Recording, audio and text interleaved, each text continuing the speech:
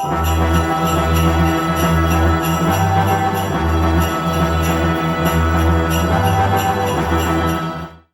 the Vanquishers. Let's just get into the review.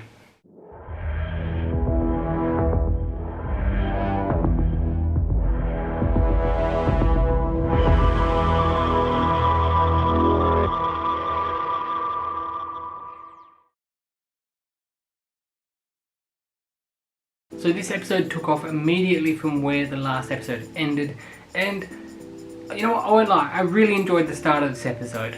But then it started, I don't know, to stop the Sontarans, Yaz kind of yanked open door 9 in the tunnels and out flew this electrical kind of stuff. But it was never explained what that was. The Doctor yanked the pin off her that the Ood gave her in the last episode, and she was transported to Carvanista's ship. And then she was transported back to 2021, where she was finally reunited with Kate Stewart. This was a moment that I had been waiting for, and I didn't expect it this early in the episode.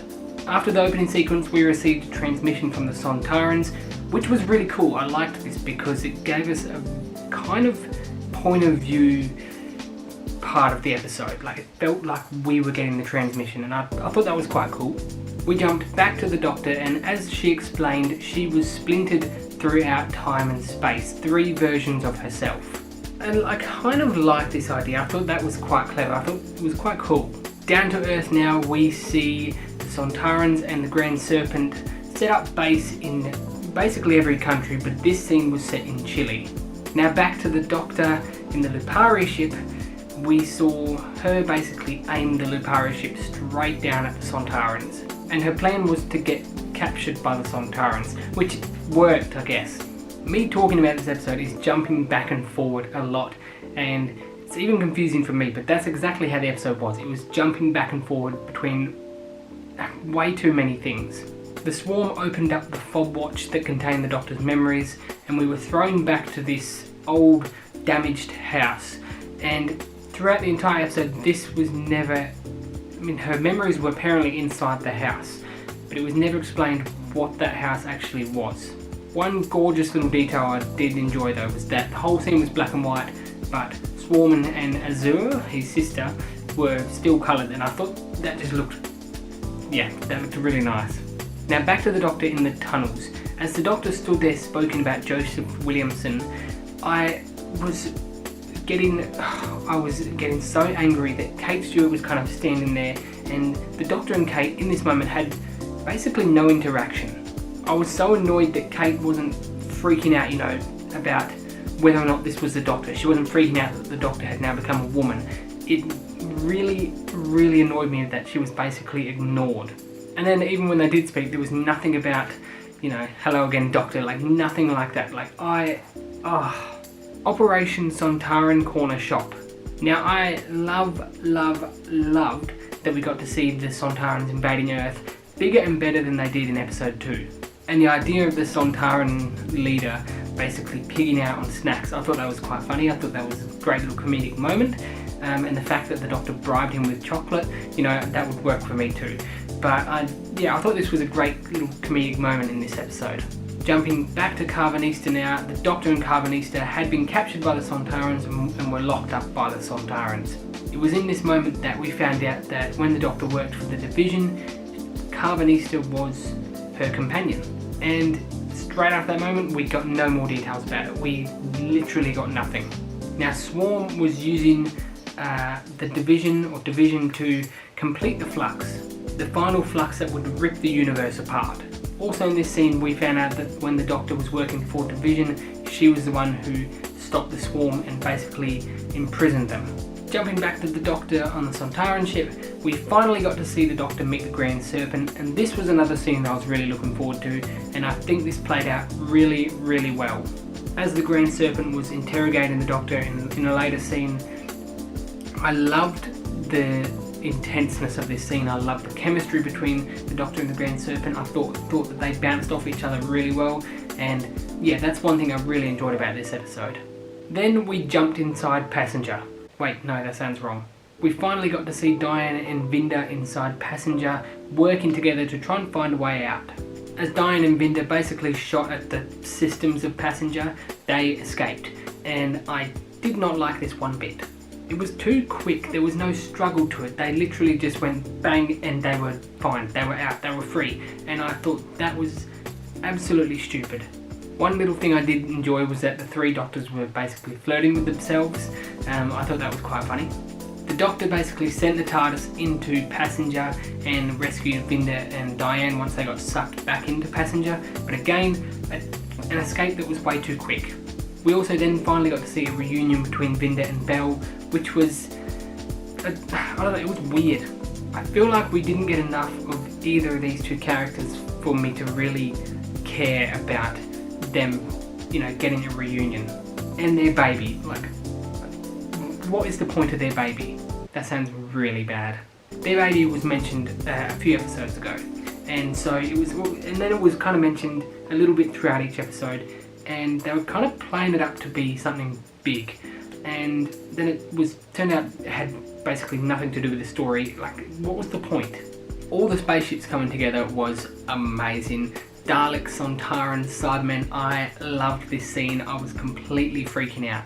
Although they didn't last long, all the Daleks and the Cybermen were basically wiped out.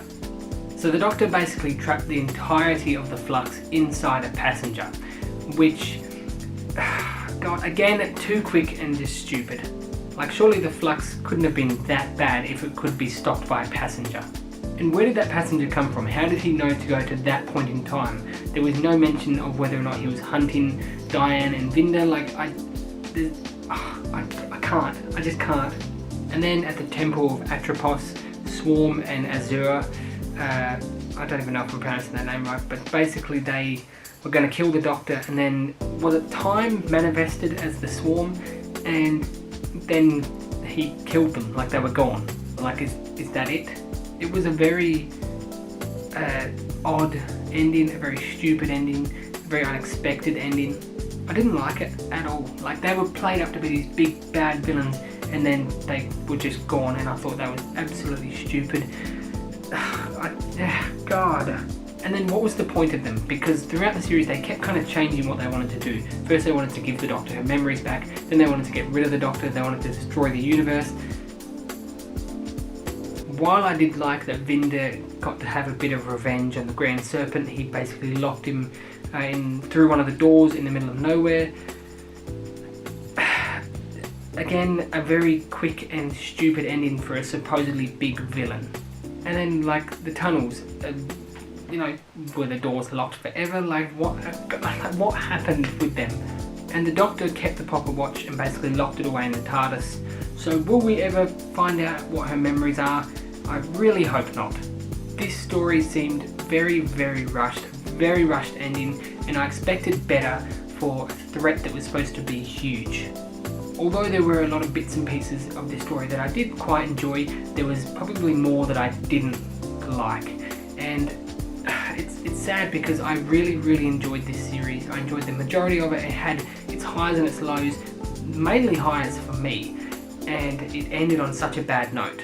The quick ending made everything basically seem pointless. I didn't see the point of a lot of things after I'd watched this episode, and I feel like for the ending of this series, especially because of 6 episodes, I don't know if it's because of COVID or what, but I feel like the ending should have been spread out over at least 2 or 3 episodes. So I don't know, really. I liked this episode, but half of me liked this episode, but I think the other half just didn't enjoy it at all.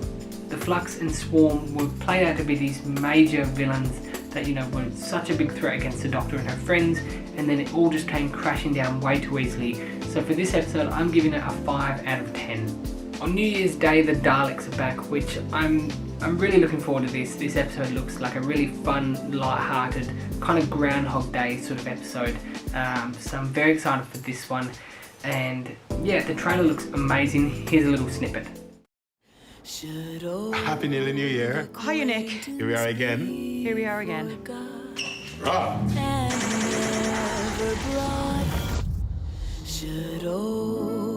Anyone else got a proper deja vu? We're stuck in a time loop with killer robots. Yeah, that makes sense. Does it? It will kill everything not within its own image. Shoot.